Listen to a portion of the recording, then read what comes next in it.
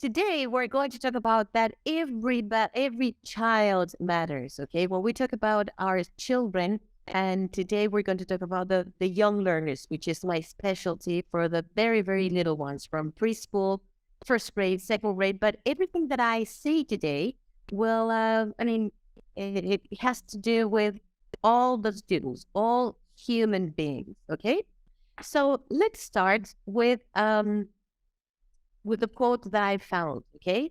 So it says that an inclusive classroom is not a special classroom. Sometimes we think that to have an inclusive classroom means that we will have a special classroom for special kids, and there we were going to teach differently. Okay. But in this case, inclusion is a practice meaning that we have to actually do it, okay? Where you can teach children with different learning styles or different abilities, okay? And for doing so, we have to really get to know who our students are, okay? So the first thing that we have to think about is our classroom. Our classroom has to be that place where everybody is accepted, included, and is valued and treated with respect. Sometimes we will have sometimes children who are a little bit more difficult than others, okay? Maybe because they are a little bit more hyper than others, okay? So maybe some of the kids are not, um, you know, they're not so quiet as we think, okay? So the first thing that I want to share with you is a video, okay? Look at that. What is it? So I'm going to be reading your answers, okay? So what can you see here? Okay? I see what? It's a frog. Very good. Okay, a crocodile. No, it's a frog. A toad. Very good. So what do frogs eat?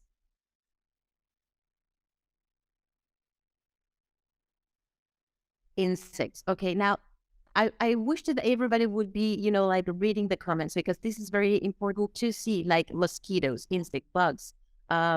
Yeah. So let's see what happens. So that means that the frog eats the mosquito, and the frogs are, like little, right? And the mosquitoes are little. So let's see what happens. Okay.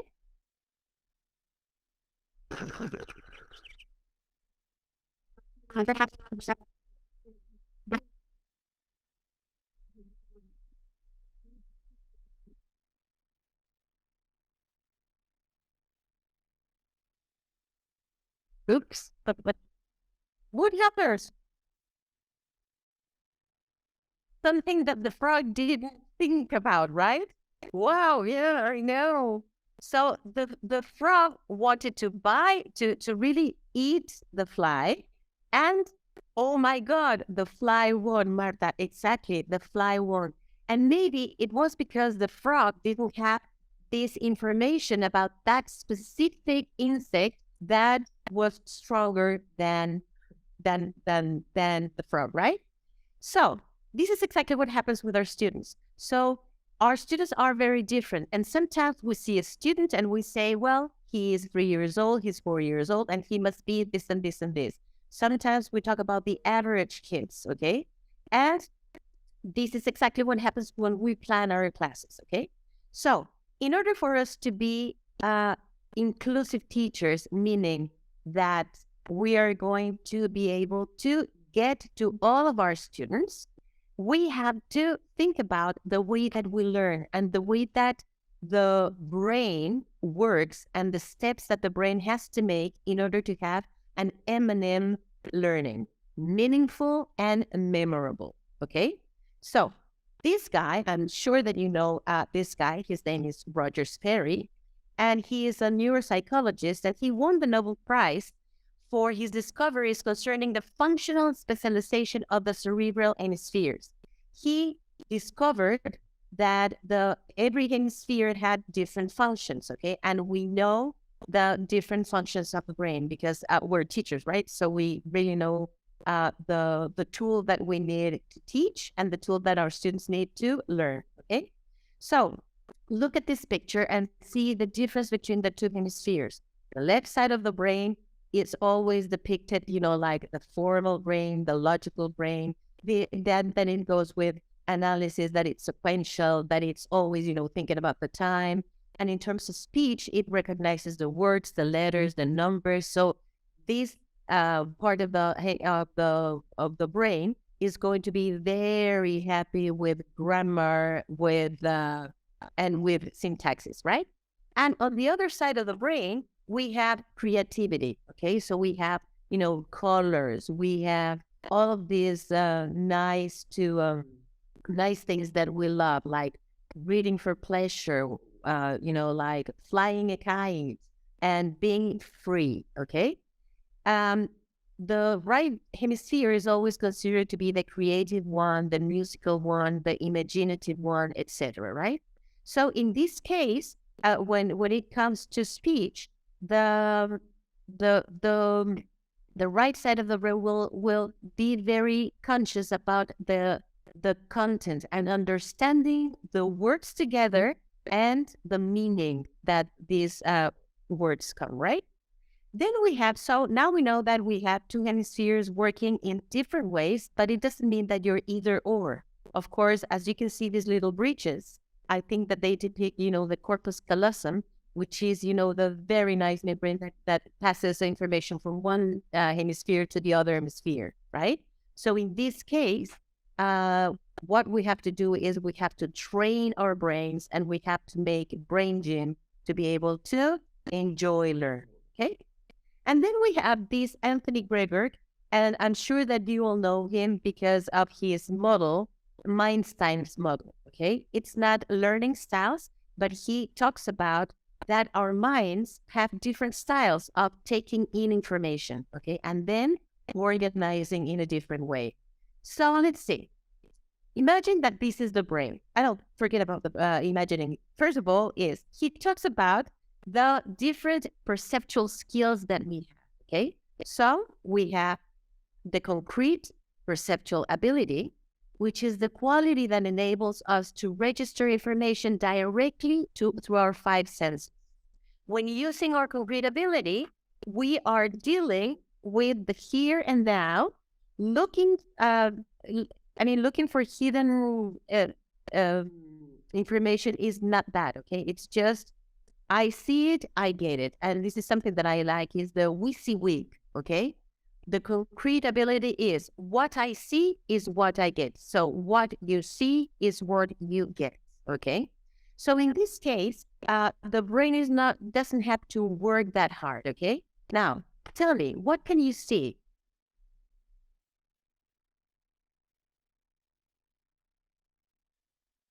A traffic light. Very good. How do you know that this is a traffic light? Of course, you must have a previous knowledge that that is a traffic light, okay? One person said lights, okay, for the colors. And exactly, the previous knowledge is very, very important, okay? So the brain looks at something that he previously knows and then says, okay, that's a traffic light.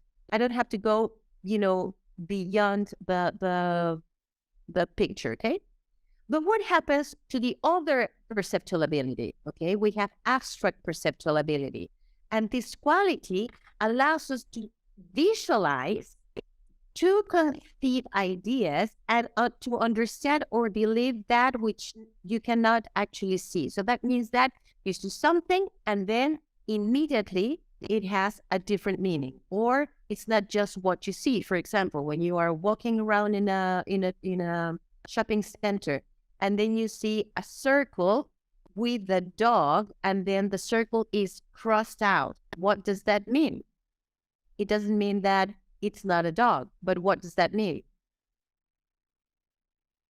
Exactly, not dogs allowed. Very good, Mark.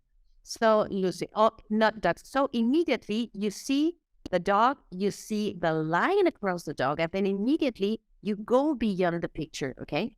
So when using our abstract quality, we're using our intuition, our imagination, and we're looking beyond what is to the more subtle implications. So it is not always what it seems. So let's see. What can you see right now?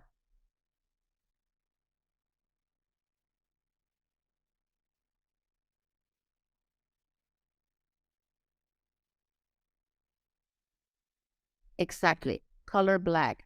Stop. Look, Tatiana, very good. An ice cream. Well, actually, no, it's not an ice cream. It's a drawing of a traffic light. And it's a traffic light, just a drawing. It's not just, like the typical object that you see on the streets, right? But what does that mean? If you see that traffic light and you see that the the black circle is on top, what does that mean? Well, if you said green, don't drive, please. Very good. Stop. Excellent. Okay, so the red in every single country on top, you will find the red. So that means not stop. Okay, that means stop. Very good. So something which is very important is that this is exactly what happens in our brain and in our students' brain. Sometimes we think that what we're teaching is very simple to get, and we have to work with abstract thinking, okay? So imagine that this is the brain. So our brain is going to make 4 steps to be able to understand and to be able to learn in a meaningful way, okay? So let's see. The first step that the brain has to make is take in information, okay? So perception, of course, it's taking in information. And we have, as you can see, that the upper side of the brain will deal with abstract information, and the lower side of the brain is going to deal with concrete information, okay? So the brain is always working, and it's always a whole thing, okay? So that's the first step. The second step would be what? After taking in information, what is it that the brain does? And this is something that, of course, we don't do it purposely. Exactly. The perception is here through our 5 senses, okay? Yeah, decodes. So what happens to the second step? It's organization. The brain is going to organize information, and it's going to be organized in different ways, okay? So on the left side of the brain, the information is going to be organized in a sequential way. And on the right side of the brain, it's going to be in a random way. For all of us who are very random, it is very important to understand that some kids will be very sequential, even when they are little. Sometimes when you are given a class and you know that, and your students know the schedule for the day, they will always ask you, what are we going to do after, and what is it that we're going to do after recess? So they are sequential from the very, young age. And other kids would really don't mind, okay? So this is where Anthony Greger's model comes, okay? And he discovered that we have 4 different mind styles. We can have the abstract sequential, the concrete sequential. So imagine you're a concrete sequential, and it's the typical person who, what you tell them, they're going to do it without taking into consideration what you meant. Okay, so we have 4 different mind styles. Okay, we're not going to go into that because it would be a whole new webinar. Okay, the third step. Now that you took in information, your brain organized the information, then what happens? Then, of course, the very nice word comes and it says, I got it.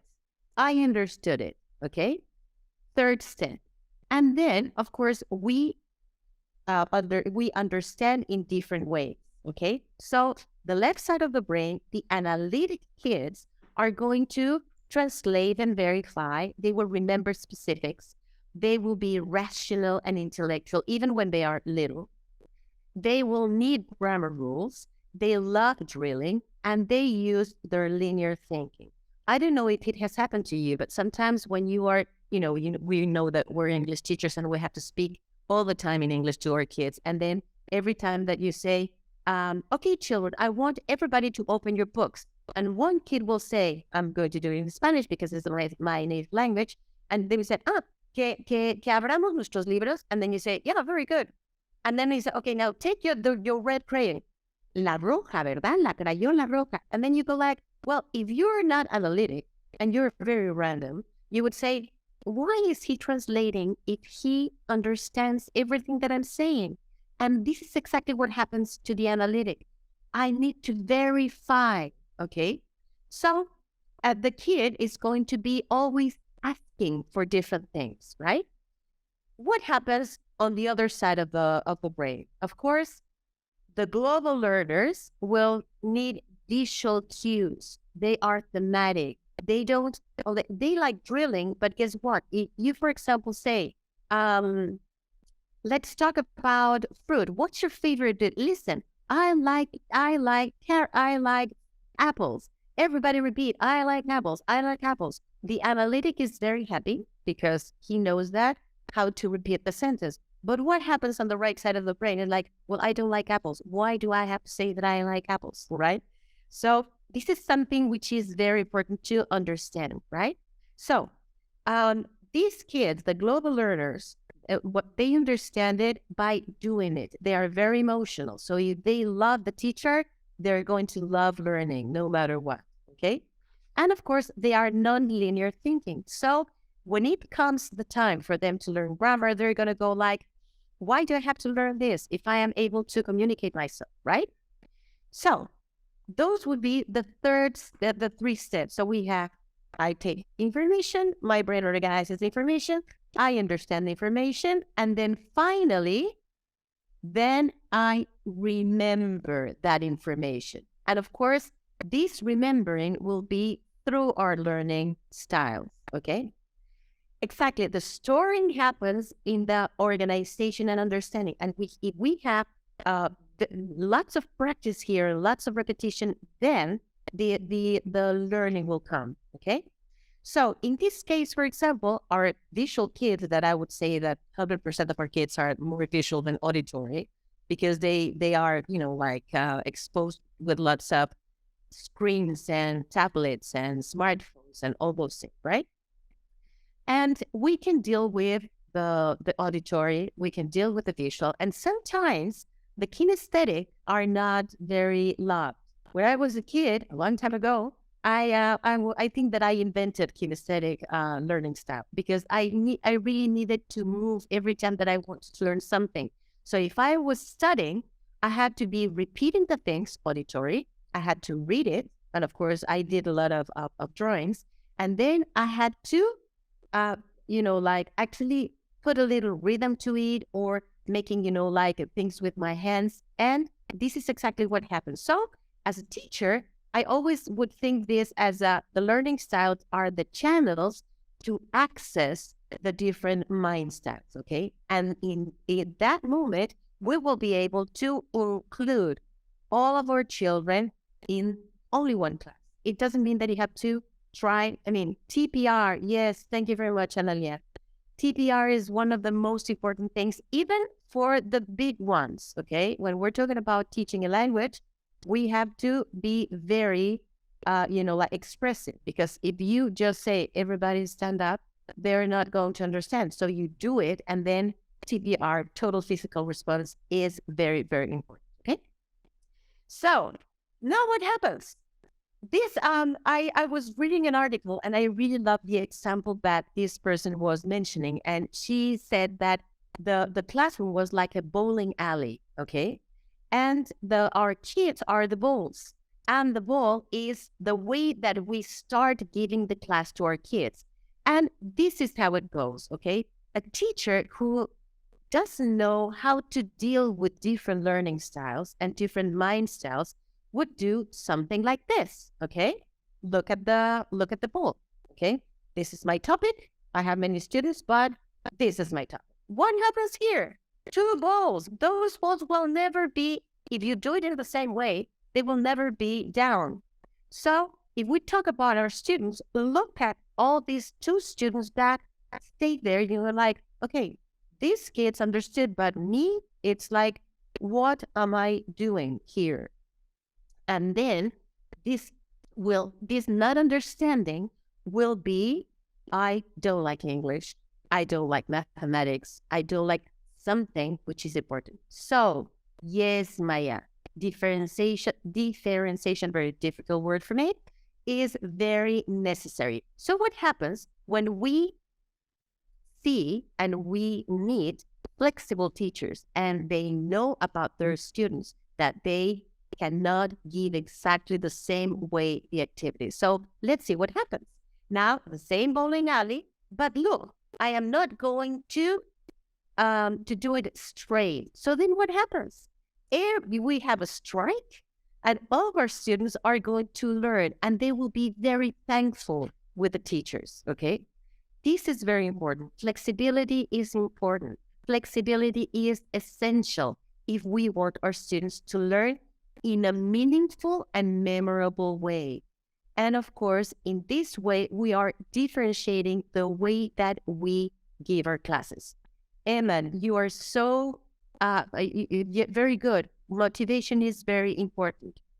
And the plan that you do with your students is accordingly with all these milestones, okay? So let's see what happens. Now with you, okay? You're going to be my students today. So are you ready to do something very new and different? And I hope that you say, yeah, very good, perfect. Okay, so look at this. Now we have our traffic lights, and this is something for you to be very careful with the traffic. This is a traffic light. What does it mean? What does that mean when we have these little stop? Very good. Stop, stop, stop. Perfect. So that means stop, okay? Now what happens with this one? What does that mean? Go, exactly. You don't have to see that this is green, but as you know, you have a previous knowledge of what the traffic lights mean, then it's very easy for you to have it there. I have a question, but the color, yes, a sequential brain and an analytic brain is going to ask that question because they need to see the colors to be able to say, okay, that's wait, that's go, and that's stop, right? So what I'm dealing here is I want to be a little bit abstract and go beyond the picture. So look, what does that mean?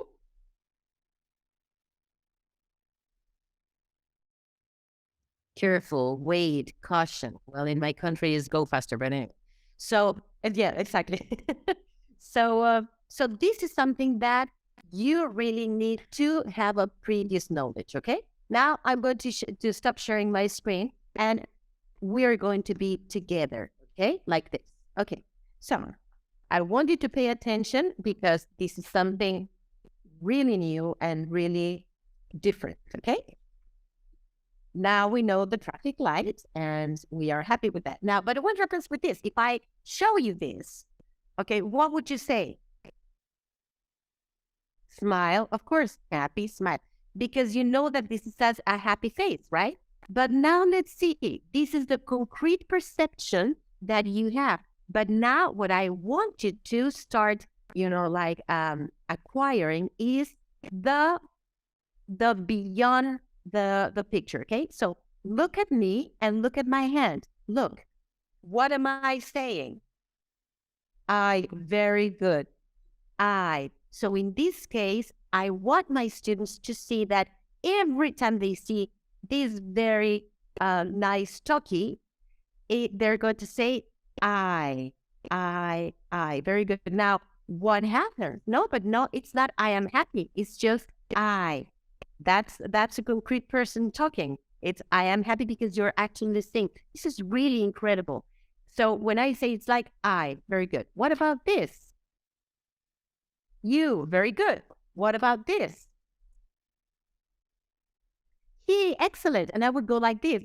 He, so that they are able to produce their language at the pronunciation correctly. Like he, very good. Now, what about this? Second symbol, my students. She, very good. Okay. What about this? This is new. It, excellent. See what's happening? Now, the first one was a little bit difficult, but now you know that these are what? What about this? What about the we? Perfect. We. Look at the arrows pointing at each other like this. We. Very good. Now, what about this one? You, plural, because look at they. Okay? They, you. Okay? You, plural, they. Okay. So what happens here is that what we're working with is the brain. It's like I am just, like going very hard with the brain saying, yeah, I know that you're seeing smiley faces. I know that they're drawings.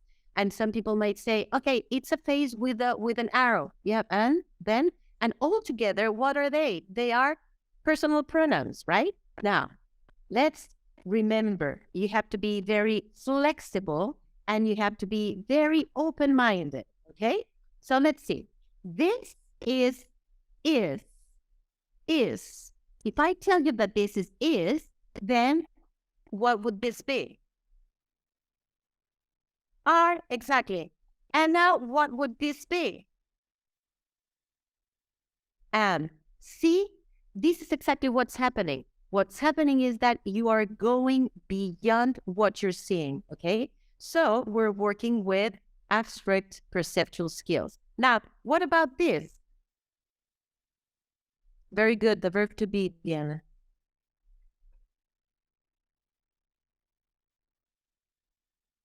Look, it's a dice again, right? So your concrete ability is like, yeah, it's a dice. No, this is in. And what about this one? On, yeah. And this one? Under, perfect. So as you can see, with just drawing, I mean, it's very easy to go beyond. Now, so now let's see. Let's go a little bit further. It's a mouth with an arrow pointing out. Out. Speak. Give me another talk. Tell. Say. Very good. Okay. Now, what about this one?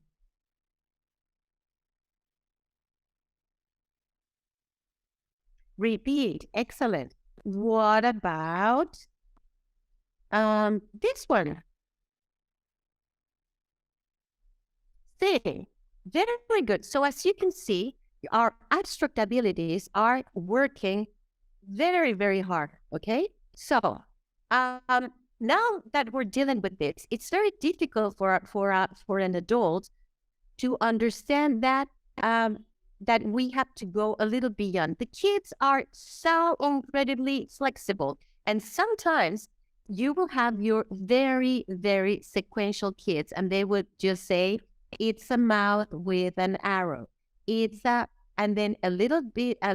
What you do is look, you show it, and then you act it out, like la la la, sing, la la la, sing. Okay, very good. Let's see what happens when we put this together and we want our students to be able to, like read, okay? So let's see. We already know this. And now let's see, what is it? And of course, your kids will say, cow, that's it. But then what happens? The magic comes and the flexibility of our minds come. A drawing of a happy cow. Again, very complete. I love this. I really love drawing of a cow. Yeah. So in this case, it's like our random students and our global learners will say cow. Okay. Now, what happens here? What does that mean? It is a cow. Very good. It is a cow. And now, look.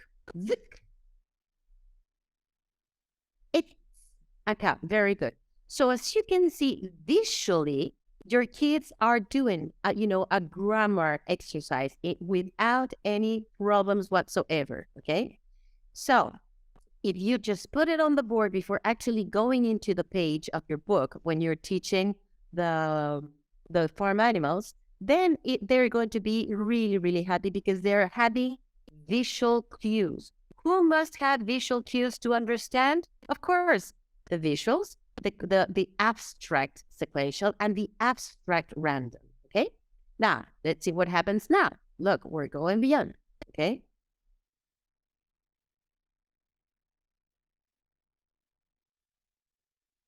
Exactly. Now we're teaching our students in a very visual way how to create a sentence, a question. Is it a cow? And then what would be this? Look at the question. Where is the cow? No. Look at the colors.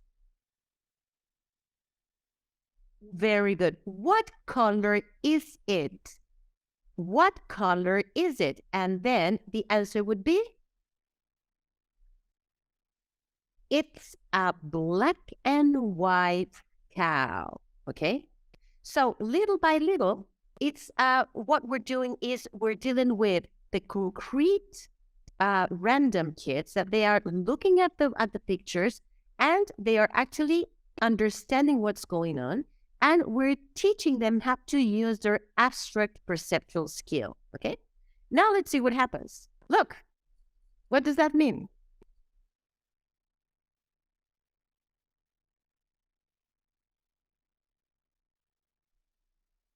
Very good. Where is the frog? Excellent. Why did you say where?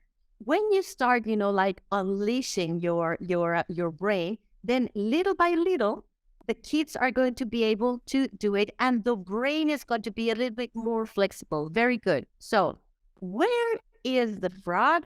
And then immediately we tell them, look.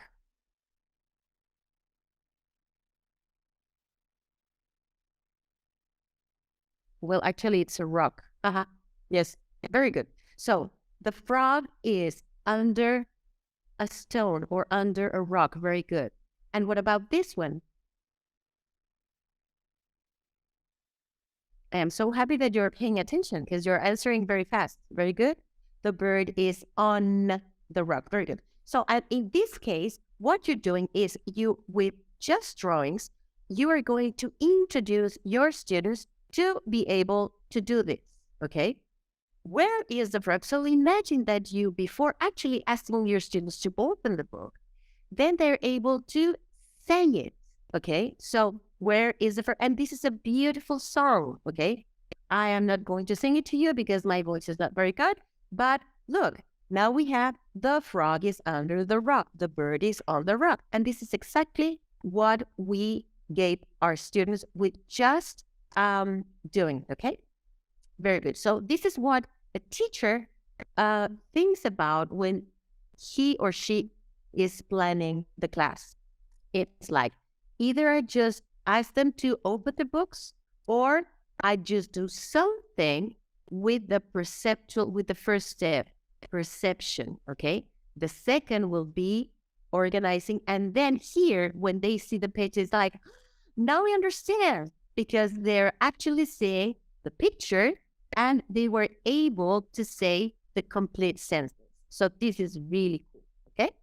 Now, let's see what happens here. Let's see if you can see what I'm saying here.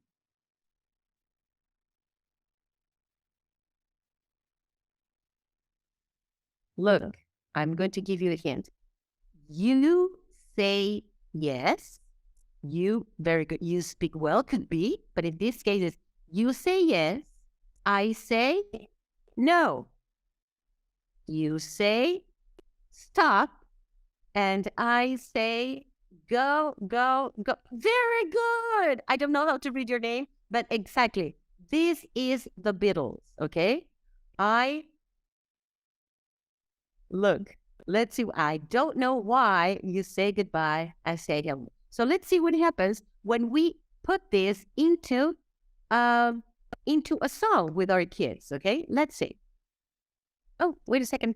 What happened with my song? Oh, my song is lost. Well, the song was lost. But here what we could say is that we were able to give a very nice song by using this, okay? So, I'm sorry. You say yes, I say no. You say stop, but I say go, go, go. See? So exactly, this can be done with emojis because this is exactly what our students are actually looking at. And they are actually, like being very happy with lots of emojis and emoticons, okay? Okay, the name of this song is Hello, Goodbye. Okay. And of course, all of these talkies were created a long time ago when I wrote a book for Macmillan and Jigsaw. It was Jigsaw, and it's not on the market now. But look, we have to go back again to the first part. Okay, so what is inclusion? Inclusion is a practice where you teach children with different learning styles and different abilities. In this case, what happens is that we want our students to become, like happy learners, and that they really enjoy what they are learning. And something which is really cool is that we're going to get our students, our very young students, speaking in complete sentences by just looking at pictures that mean different. Okay, so one of my favorite authors in life, and he talks about brain-based learning, is Eric Jensen. And Eric Jensen always says, teaching is not a job or a duty to perform. It is a privilege for those with hearts big enough to love enough. And I know that all of you have all these hearts, very big hearts, because you are taking your time to attend these type of seminars. So for me is everything that I wanted to tell you today in a very brief way. And for that, I thank you for your attention. Thank you very much. Should you have any queries or questions, I can you can see my email. Okay, so thank you for coming. Thank you, Myriam. Thank you so much. It was amazing. Lots of insights, ideas. Thank you. And we have many questions for you, and I'm going to select a couple here for us to discuss. The first one, Myriam, comes from Gisela Serra. I have a question for Myriam. How can teachers apply different strategies and deal with different learning styles when we have large groups like 30 students? I know it's possible, but it's quite demanding, especially with secondary students. Oh, yeah, you're absolutely right. Teenagers are a different story because the teacher, first of all, the teacher has to be a very open-minded teacher and a very, I would say, like an actress or actor, okay? Because when you are in your classroom, you have to act lots of things that your students will have to, repeat. Something which is very important is motivation. Motivation is a highly, is something which is a little bit difficult to motivate your students.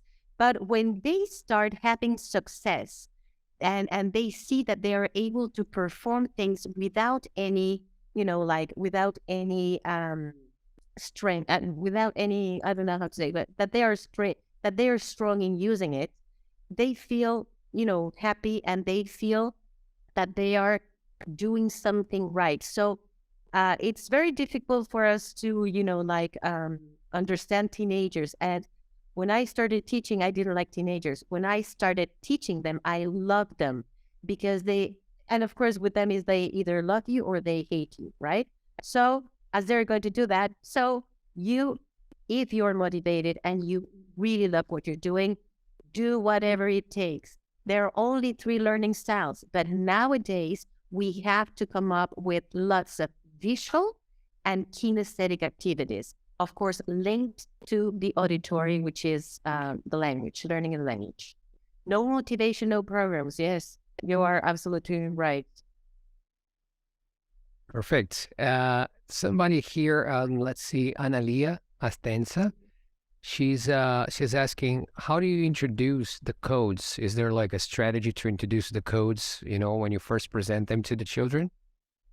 Yeah, that's a very good question. What I would do is, as every single talking has a meaning, it's very easy for me to go like this. Okay, it's like, okay, for example, if I show them and I would say, okay, look, what is it? And then the kids will say, yeah, it's a chair with an arrow pointing down. Say, okay, look at me.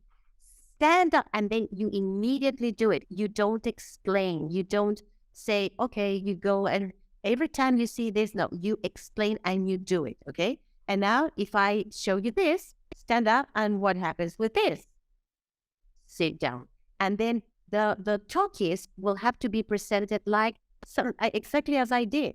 When I did this, it's like, all right, all right, all right. And then, of course, if you want to go beyond, it's like, and then you put I am, okay? So it's not, it's the use of it instead of just presenting it and using it then at the very roots.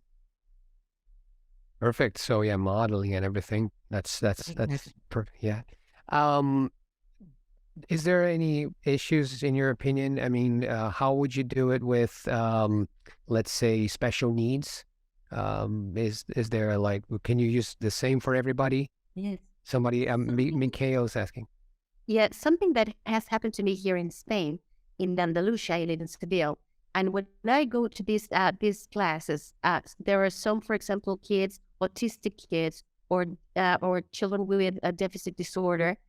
And something when I start giving these classes to the kids, just using the talkies, the teacher says, I didn't realize that my kid was able to do it, and he never raises his hand.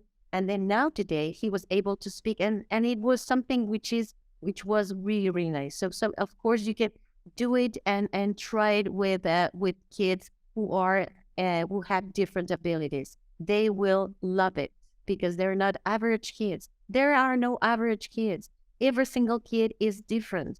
That's why every kid matters. It's like, I know that you like more visuals, and some kids would be, would like to have a little bit fun, a little more fun in their classes, right? And I do these activities even with adults when I teach adults. And of course, there are lots of things, like with the way that to present regular verbs, irregular verbs, the past tense. It's really nice. And I'm not a grammarian. I hate grammar because I'm a very global, random person. But in this way, it's like you're actually looking at the grammar. So it's really nice. Yeah, so that actually leads us to the next question, which is somebody was asking about this method to introduce like complex or more abstract ideas like tenses or even like adverbs, like parts of speech that are more abstract. It's possible, right? And this is really nice because if we mix this with mind mapping, this goes, and this is like a creation of a new model of teaching. Yeah. So it's really nice, really, really nice to be flexible. The thing is that the teacher has to be flexible. The very analytic teacher and the sequential teacher sometimes, is like, I'm not using it because I don't feel comfortable with it, right? But the first time is, maybe the first time is like a little bit difficult. The second time, practice. Practice makes perfect. So think about your students, not you. That's one of the important things. Okay, and Deanna Christova is asking if this can be transferred. Is it translatable to deaf kids, right? I mean, with sign language? Yes, exactly. And this is really nice because they will have the visuals and the signs. It's really nice, and it's worked very, very nice. Okay, I think we have. Sorry, go ahead. I created these talkies like in 2002. So I started using it with lots of kids. So now it's like talkies based learning, and what you want your students is to get them to know that they're able to speak the language. Spanish people are very shy when they want to speak the language because they are always, like making these structures and grammar and translation. And this is like, I think that it's a door to heaven. Well, I think so. Yeah, and I was just thinking about the fact that you don't have to present the spelling at first, right? So let's say if you speak Spanish and it's a very phonetic spelling in a way that it tries to convey what's being spoken, whereas with English is a nightmare in terms of like the spelling. It doesn't really give you any hints as to how words are pronounced most of the time. So in a way that takes that out of the way, right? I mean, you're just dealing with those. So even better for kids to internalize the sounds of a new language. Really amazing. That, that's brilliant. What you're saying, it's exactly because instead of saying the word bird and maybe they would say beer, they have it right there for are instead of are. So they just look at it, they just repeat it, and maybe they are parroting. But by parroting and repeating it, they will be able to absorb it. Yeah. Perfect. No, that's amazing. I was just watching and like, oh, this is so beautiful. With the capacity of human to interpret symbols and to really find the patterns and keep following. So amazing there, Myriam. Thank you so much for your contribution. And I think we ran out of time for questions, but we were able to really cover quite a bit here. Again, Myriam, what a pleasure to have you here. Thank you so much for your insights. And we'll see you soon. And please, everyone, stay with us. And if you want the material, just email and then I can send lots of things to them. Okay. Sounds great, Myriam. Again, thank you. Thank you, Alex. You're welcome. All right. So we have more for you. Yeah, bye, Myriam. We have more for you after this amazing session with lots of insights. Please stay with us, okay? We got much more. And but before that, I got a couple of slides that I want to present you. So let me just quickly share my screen here. I'm going to talk really fast about Doodletown. It's if you have a chance, a lot of what has been said is featured on Doodletown. Phonics, chants, the little reader, the literacy skills pad.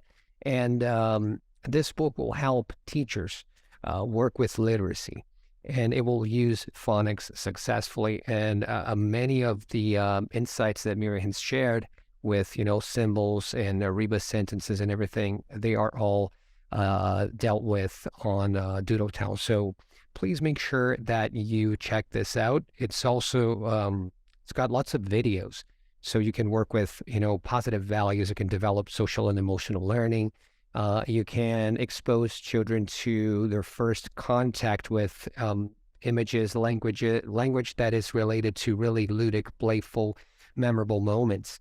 And the syllabus of Doodletown is aligned with our primary course, which is called Global Stage. And so together they make this beautiful 10-level program.